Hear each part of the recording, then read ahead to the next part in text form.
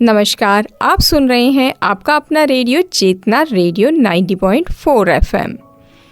जागरूक उपभोक्ता सुरक्षित उपभोक्ता कार्यक्रम में उपभोक्ता संरक्षण समिति संग्रिया की ओर से चेतना रेडियो सुनने वाले समस्त श्रोताओं का अभिनंदन। जागरूक उपभोक्ता सुरक्षित उपभोक्ता कार्यक्रम में आज हम सुनेंगे भारतीय मानक ब्यूरो और उपभोक्ता संरक्षण विषय पर व्याख्यान करता है कनिका कालिया। कनिका कालिया भारतीय मानक ब्यूरो में वैज्ञानिक ई हैं। आप भारतीय मानक ब्यूरो के जयपुर कार्यालय के मुखिया हैं। आप द्वारा ये व्याख्यान कंज्यूमर कोऑर्डिनेशन काउंसिल तथा उमस जोधपुर की ओर से 30 अप्रैल 2022 को जयपुर में आयोजित उपभोक्ता संगठनों के राष्ट्रीय सम्मेलन में उद्बोधन का अंश है। आइए सुने भारतीय मानक ब्यूरो और उपभोक्ता संरक्षण विषय पर व्याख्यान। क्योंकि उपभोक्ता से संबंधित लोग जुड़े हैं, तो उपभोक्ता की आखिर डेफिनेशन क्या है ये तो आप मुझसे ज़्यादा जानते होंगे। कोई भी ऐसा व्यक्ति जो कोई गुड्स खरीदे या कोई सर्विसेज ले, आजकल के परिप्रेक्ष्य में सर्विसेज भी बहुत इंपॉर्टेंट है, उसे हम उपभोक्ता कह सकते हैं। इवेंचुअली जो कंज्यूमर को जो सर्विसेज मिलती हैं उसकी जिम्मेदारी या तो उस मैन्युफैक्चरर की है या वो थर्ड पार्टी जो इंश्योर कराता है कि वो सर्विसेज जो दी जा रही है या वो प्रोडक्ट जो दिया जा रहा है वो एक पर्टिकुलर क्वालिटी का है, एक पर्टिकुलर मापदंड का है।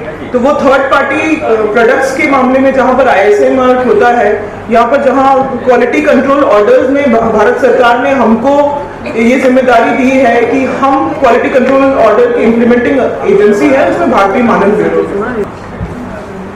कई तरह के कंज्यूमर्स होते हैं, ऑर्गेनाइज कंज्यूमर्स और इंडिविजुअल कंज्यूमर्स। ऑर्गेनाइज कंज्यूमर्स खुद ही बहुत ज्यादा एम्पावर्ड रहते हैं क्योंकि उनके पास एक तरह से कह सकते हैं कि बल्क बाइंग का एक पावर रहता है। तो कोई भी मैन्युफैक्चरर जनरली कोशिश करता है कि उनको गुड फेथ में रखे, गुड स्पिरिट में रखे।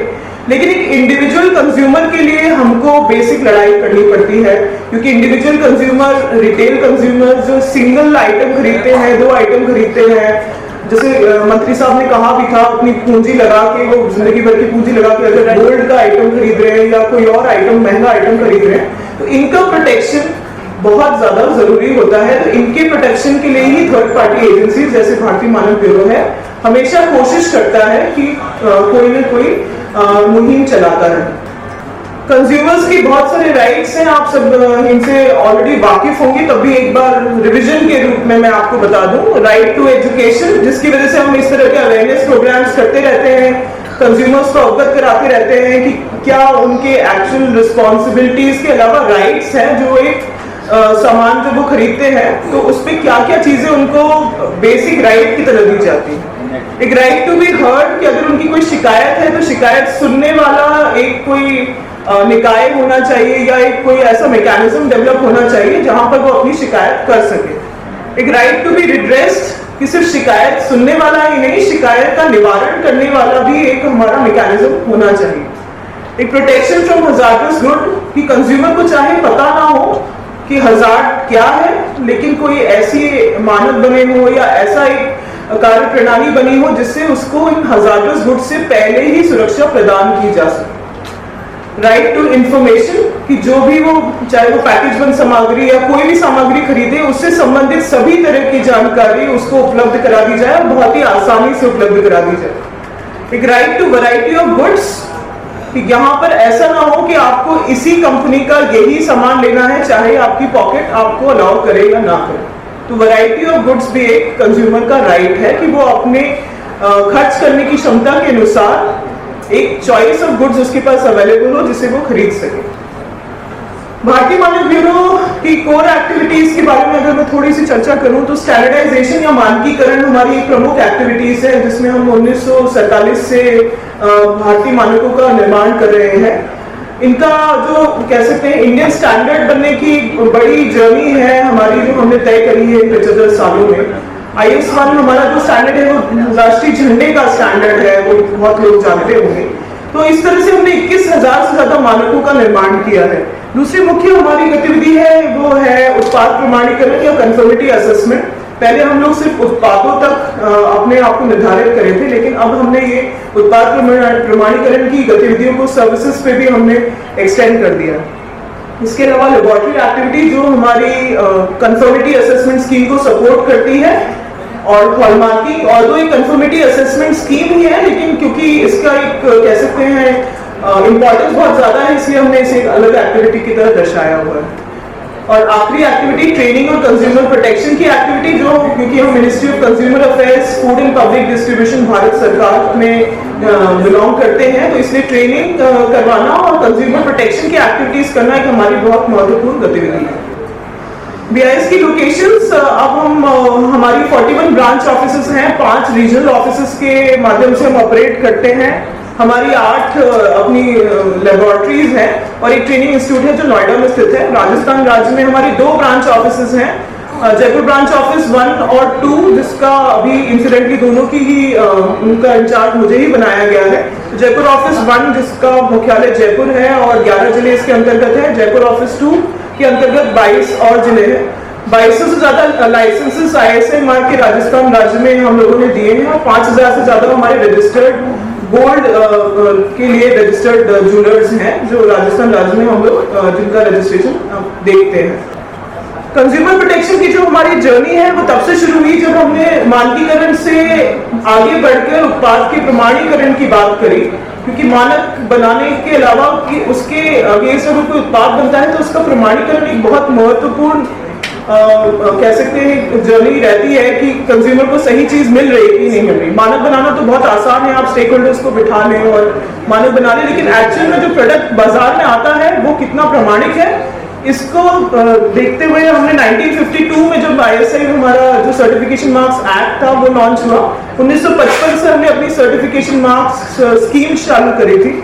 इसके अलावा 1986 में हमको जब देखा गवर्नमेंट ने कि हमको और शक्तियों की जरूरत है ताकि हम कंज्यूमर प्रोटेक्शन और अच्छी तरह से कर पाए, तो 1986 में हमारा नाम इंडियन स्टैंडर्ड इंस्टीट्यूशन से ब्यूरो ऑफ इंडियन स्टैंडर्ड्स कर दिया गया। जब कंज्यूमर प्रोटेक्शन एक्ट 1986 आया तो BIS एक्ट 1986 भी आया। इसके अलावा कंज्यूमर प्रोटेक्शन को देखते ही हॉलमार्किंग की स्कीम सन 2000 में लॉन्च की गई। सन 2012 में जब देखा गया कि इलेक्ट्रॉनिक प्रोडक्ट्स की क्वालिटी में काफी, गुणवत्ता में काफी शंका कुशंका हो रही थी, बाहर से खराब माल आ रहा था, तो 2012 में इलेक्ट्रॉनिक्स प्रोडक्ट्स पे रजिस्ट्रेशन स्कीम या कंपल्सरी रजिस्ट्रेशन स्कीम लॉन्च की गई, CRS। 2016 में फिर से हमारी शक्तियों में और संवर्धन किया गया और रिवाइज BIS एक्ट 2016 पास किया गया।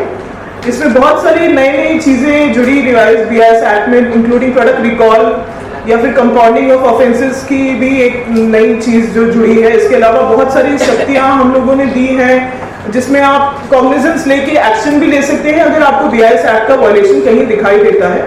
तो उसी माध्यम से आजकल हम स्टेट गवर्नमेंट के साथ काफी कोलैबोरेट कर पा रहे हैं ताकि हमारे एक्ट के वायलेशन में वो लोग भी एक्शन ले पाए। फिर हमने दूध की गुणवत्ता से संबंधित milk certification scheme, ready mix concrete scheme launch करी है। एंटी ब्राइबरी मैनेजमेंट सिस्टम, भ्रष्टाचार की बात हुई थी शुरुआत में, तो एक एंटी ब्राइबरी मैनेजमेंट सिस्टम की लॉन्च भी हमने 2019 में करी थी। 2020 में कोविड महामारी के दौरान BIS ने PPE किट्स पे उनके मानकीकरण और प्रोडक्ट सर्टिफिकेशन पे भी बहुत काम किया। खिलौनों की गुणवत्ता पे हमने बहुत काम किया। 2020 में मैंडेटरी सर्टिफिकेशन में आया, तो आजकल जो भी आपके पास खिलौने बाजार में होते हैं वो मैंडेटरी सर्टिफिकेशन रिजीम में है। और अभी ये जर्नी हमारी कंटिन्यूड है, हम बहुत उपभोक्ताओं के साथ और भी आगे काम करते रहेंगे। नई स्कीम्स हमारी आ रही, कुछ मैं अपने सर्टिफिकेशन की जो जर्नी है वो अपने प्रेजेंटेशन में भी कवर करूंगा। मानकीकरण की सबसे पहले बात करें तो मैं आपको बस याद दिलाना चाहूंगी कि भारतीय मानक ब्यूरो अपनी 650 तकनीकी समितियों के अंतर्गत और 15 डिवीजन काउंसिल्स के अंतर्गत मानकों का निर्माण करता है। बहुत सारे विषयों पे हमारे मानकों का निर्माण होता है और इसमें से कुछ ये जो विषय हैं आपके दैनिक जीवन से भी संबंधित रहते हैं। तकनीकी समिति की संरचना में जो सबसे आधारभूत जो कह सकते हैं कड़ी का रोल जो निभाते हैं वो हमारे उपभोक्ता हैं। उपभोक्ता का जो इंटरेस्ट है वो तकनीकी समिति में सर्वप्रथम देखा जाता है कि उपभोक्ता को कोई कह सकते हैं हानि ना पहुंचे किसी में। और हमारी तकनीकी समितियों में सभी स्टेक होल्डर्स से डिस्कस करके ही मानकों का निर्माण किया जाता है और एक कंसेंसस अप्रोच से कोई भी स्टैंडर्ड को फॉर्मुलेट किया जाता है।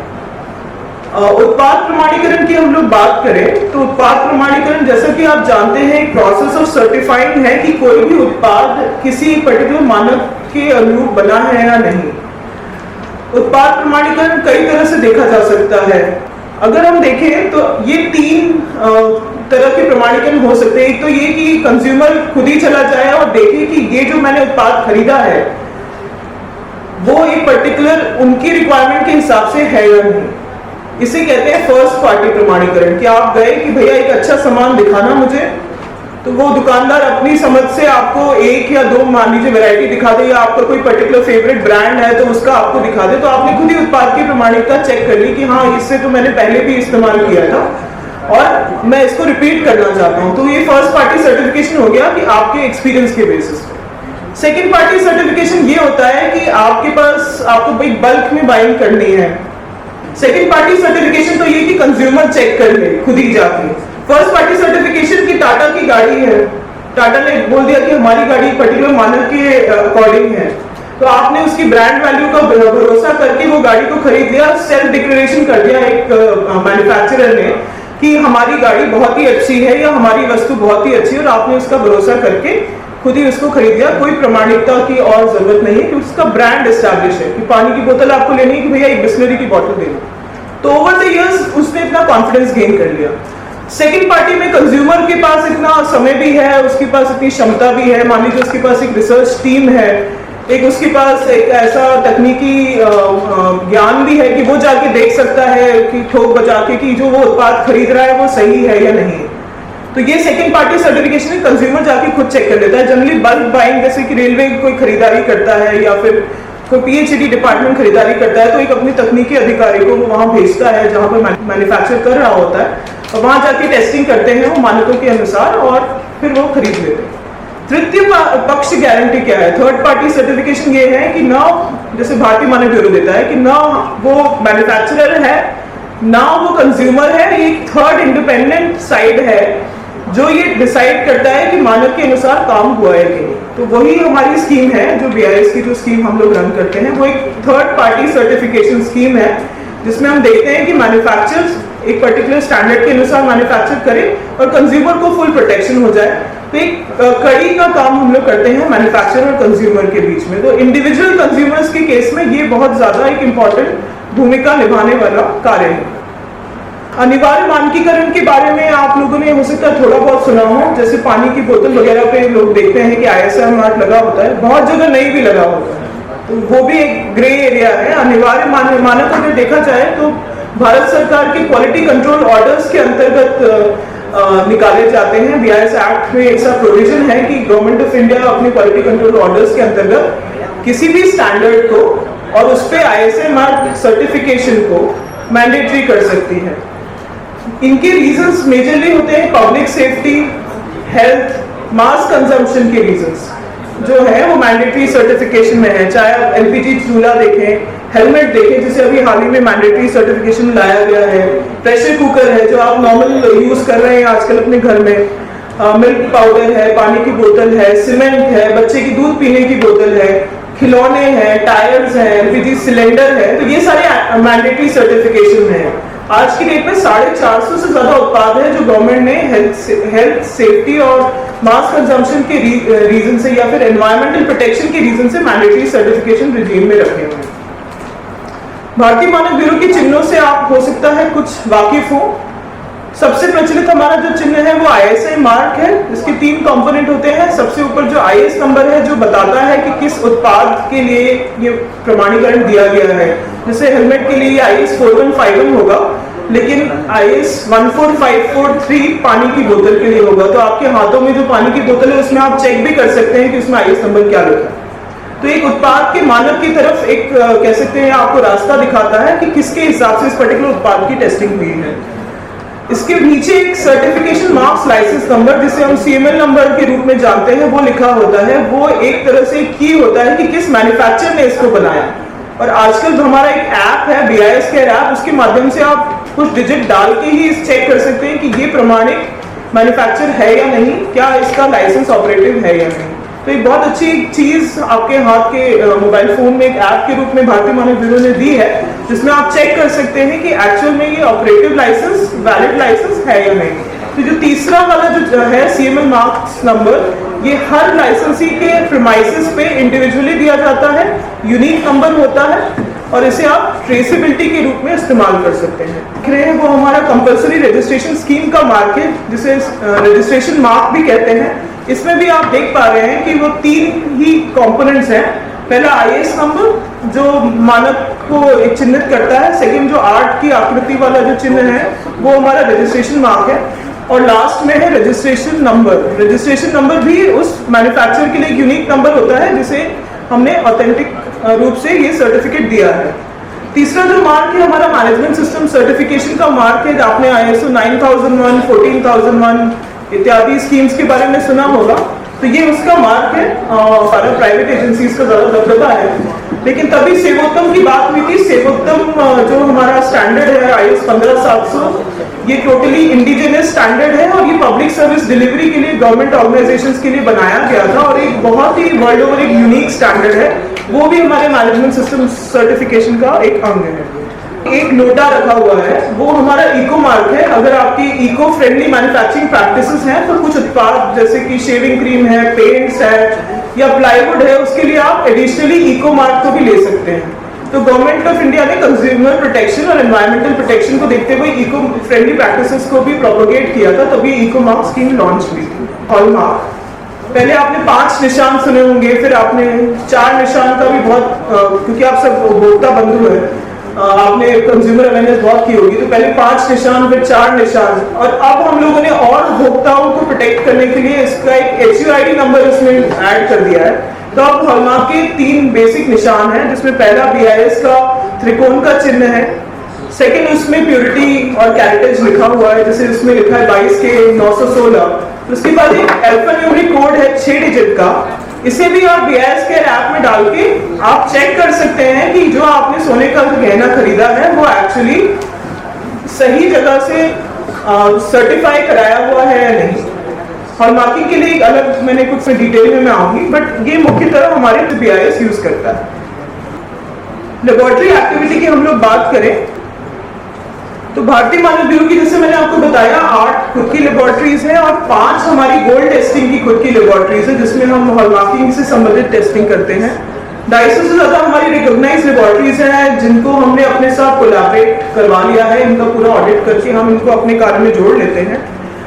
हम लोग 20,000 से ज्यादा प्रोडक्ट्स की टेस्टिंग करते हैं हमारी लेबोरेटरीज और पार्टनर लेबोरेटरीज में, और 40,000 से ज्यादा सैंपल्स टेस्ट होते हैं अक्रॉस इंडिया। और अब हम लोग कोशिश कर रहे हैं कि ये लेबोरेटरीज के जो हमारे कह सकते हैं रिटर्न वाला जो एक सैंपल्स की टेस्टिंग का है, उसे 6,000 सैंपल पर मंथ के लिए हम ले जाए। तो उस हिसाब से एक लेबोरेटरीज में काफी एक्सपेंशन का अभी दौर चल रहा है। हॉलमार्किंग के लिए जैसे मैंने आपसे कहा था, हॉलमार्किंग पे एक छोटा सा डिटेल सेशन। हॉलमार्किंग आप जैसे जानते हैं एक डिटर्मिनेशन होता है कि किसी भी प्रेशियस मेटल का कितना प्रोपोर्शनल कंटेंट किसी एक आर्टिकल में हो, चाहे वो कोई जेवरात हो या कोई भी चीज आप खरीदते हो। हॉलमार्किंग का सबसे पहले जो कह सकते हैं स्टार्ट हुआ था इंडिया में सन 2000 में हुआ था, जो कि रिजर्व बैंक ऑफ इंडिया की स्टैंडिंग कमेटी के रिकमेंडेशन के बेसिस पे हुआ था। पहले ये इंडिया में वॉलंटरी थी, लेकिन 16 जून 2021 से इसको 256 जिलों में मैंडेटरी कर दिया गया है। और अभी हाल ही की ये खबर है कि 1 जून 2022 से इन जिलों की संख्या बढ़ा के 287 कर दी जाएगी। अब ये 256 जिले कैसे चिन्हित किए गए, ये भी एक सोचने वाली बात है। तो इसका सिंपल सा सोल्यूशन या सिंपल सा आंसर ये है कि जहां जहां पे BIS recognised assaying and hallmarking centres available थे, उन्हीं जिलों को फर्स्ट फेज में हॉलमार्किंग के मैंडेटरी रिजीम में लाया गया। तो अब क्योंकि नंबर ऑफ सेंटर्स दूसरे जिलों में बढ़ गए हैं, तो इसलिए नंबर 256 से 287 कर दिया गया। हॉलमार्क की जैसे मैंने आपको बताया 3 चिन्ह होते हैं, पहले BIS लोगो, फिर प्योरिटी ऑफ गोल्ड 22 कैरेट और यूनिक HUID नंबर। आप हमारा जो HUID नंबर है जैसे BIS के ऐप से इंस्टॉल कर सकते हैं, जो कि गूगल प्ले स्टोर में अवेलेबल है। तो सबसे पहले जाके गूगल प्ले स्टोर से BIS के ऐप इंस्टॉल करके कोई भी आप चाहे आपके हाथ में पानी की बोतल है, उसमें जाके आप चेक कर लें कि जो आपको एक्चुअल में सामान मिला है कि नहीं वो ऑथेंटिक तो ये एक निवेदन आप सभी से रहेगा, और आप जो भी अपने अवेयरनेस प्रोग्राम करें उसमें आप सारे कंज्यूमर्स को भी ये बताएं कि इस तरह का ऐप अवेलेबल है जहां से बहुत आसानी से चेक किया जा सकता है। हॉलमार्किंग जो BIS की स्कीम है उसमें 3 मेजर कंपोनेंट हैं। एक तो जूलर होते हैं, एक असेइंग एंड हॉलमार्किंग सेंटर होते हैं, और तीसरा होता है कस्टमर। BIS इन तीनों के बीच में धुरी का काम करता है।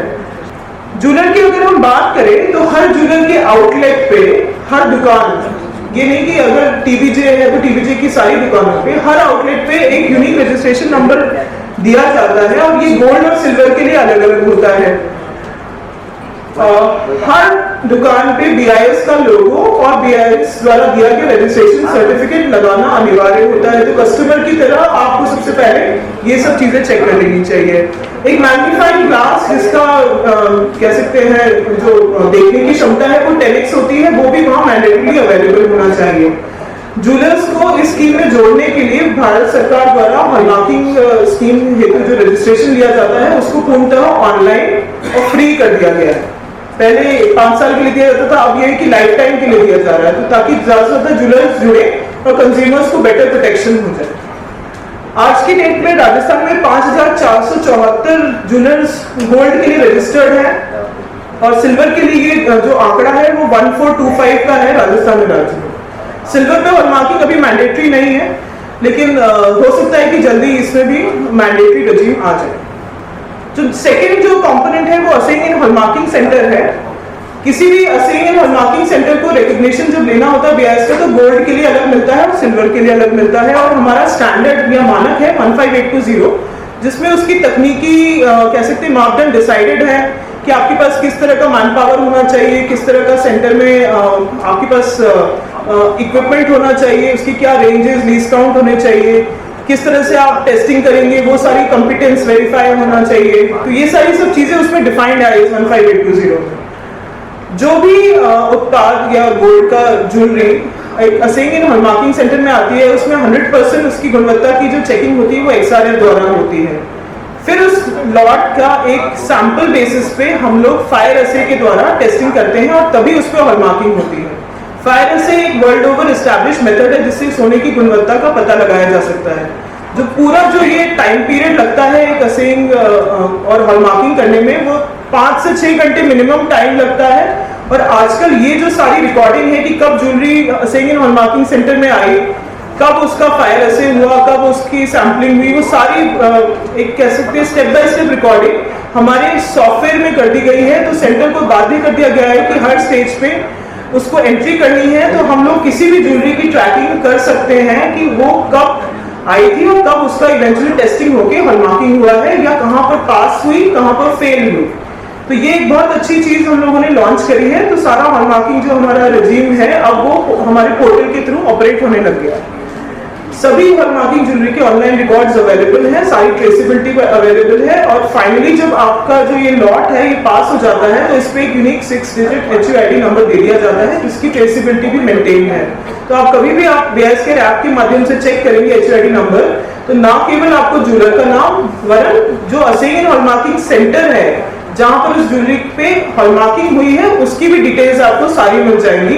एंड एज ए कंज्यूमर आपके पास ये प्रोटेक्शन रहेगा कि जो आपने ज्वेलरी खरीदी है वो एक्चुअल में ऑथेंटिक है या नहीं, राइट। इंडिया भर में अभी 1115 हॉलमार्किंग सेंटर्स रिकॉग्नाइज्ड हैं। अगर हम लोग एक ग्राहक के माध्यम से बात करें या ग्राहक के रूप में सोचे, तो 6 ग्रेड्स हैं एज पर जो हमारा IS 1417 जो गोल्ड का स्टैंडर्ड है, गोल्ड प्योरिटी का, उनको मैंडेटरी रिजीम में रखा गया है। उनसे संबंधित जो कैरेट जो गोल्ड प्योरिटी है वो मैंने दिया है। जैसे आप देख सकते हैं 14 कैरेट में 58.3% है, पर 22 कैरेट में 23 कैरेट में 95.8% प्योरिटी है।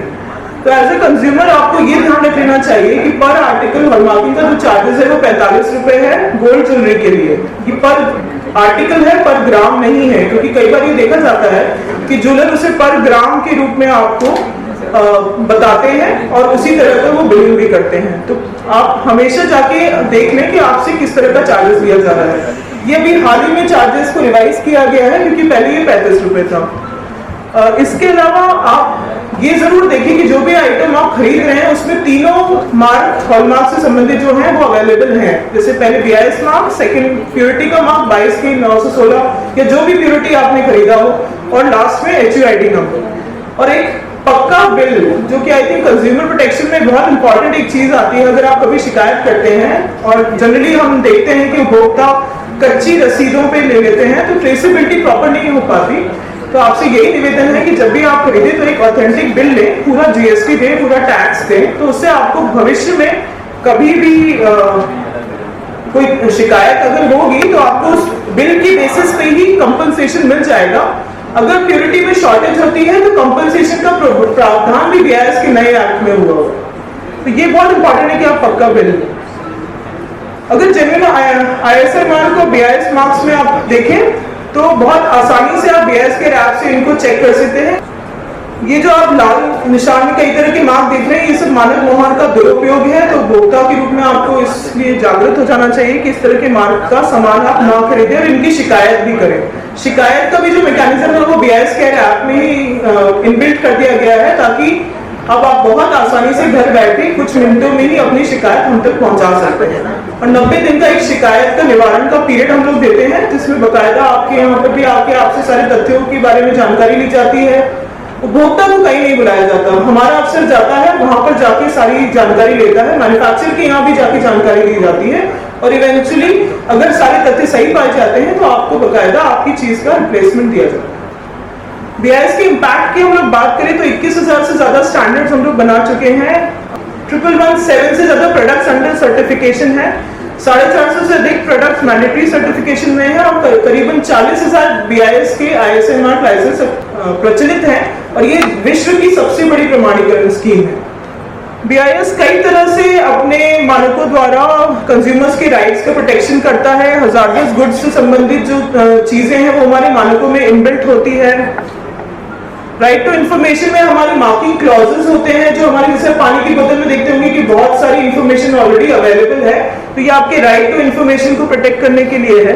Right to variety of good, हमारे लिए लार्ज स्केल मैन्युफैक्चरर और स्मॉल स्केल मैन्युफैक्चरर सबके लिए मानक एक जैसे हैं, तो आप अपने पॉकेट साइज के अनुसार उत्पाद खरीद सकते हैं। अगर उसमें ISI मार्क है तो उस उत्पाद की गारंटी हम लोग लेते हैं।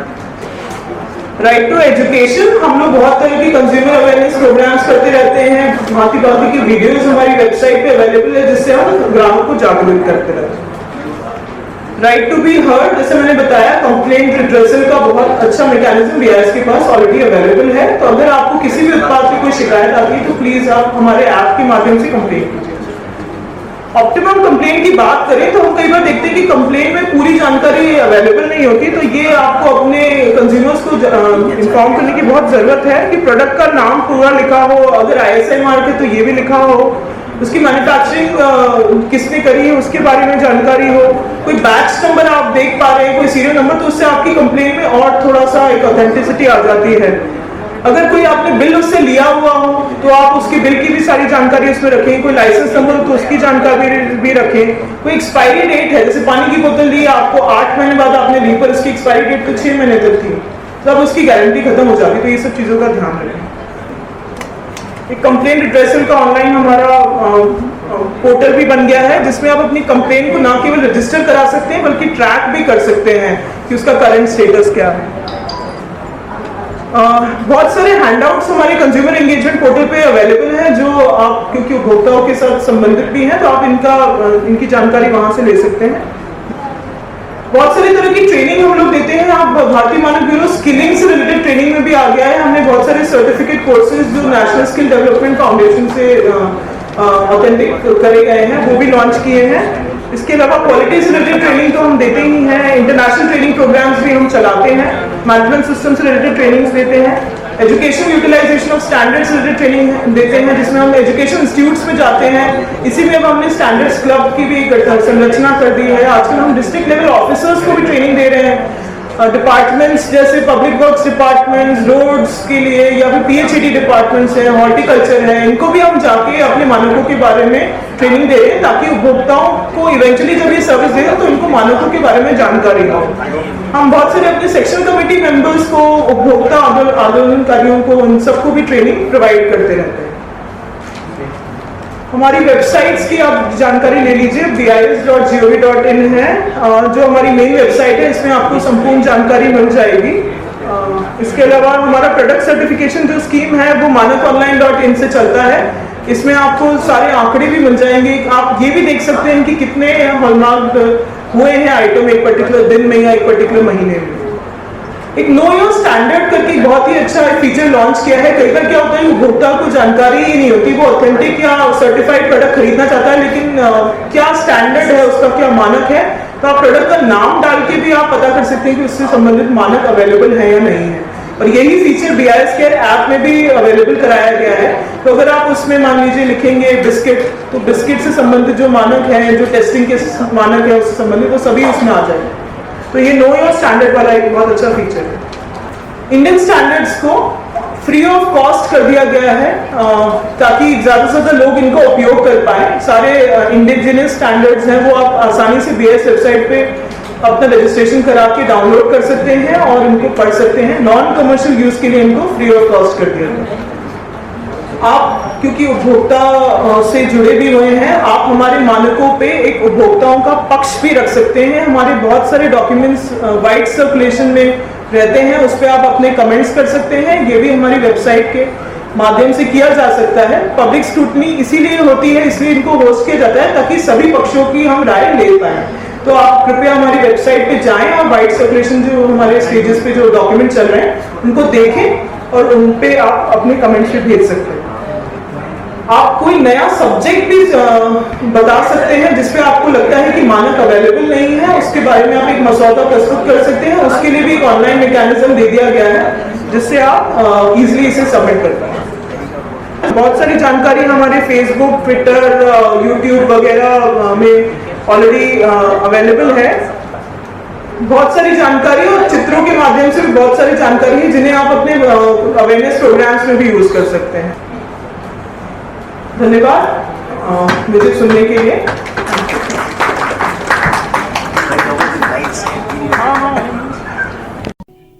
आप सुन रहे थे भारतीय मानक ब्यूरो और उपभोक्ता संरक्षण विषय पर व्याख्यान। यह व्याख्यान कंज्यूमर कोऑर्डिनेशन काउंसिल तथा उमस की ओर से 30 अप्रैल 2022 को जयपुर में आयोजित उपभोक्ता संगठनों के राष्ट्रीय सम्मेलन में दिया गया। बने रहे आपके अपने रेडियो चेतना रेडियो के साथ।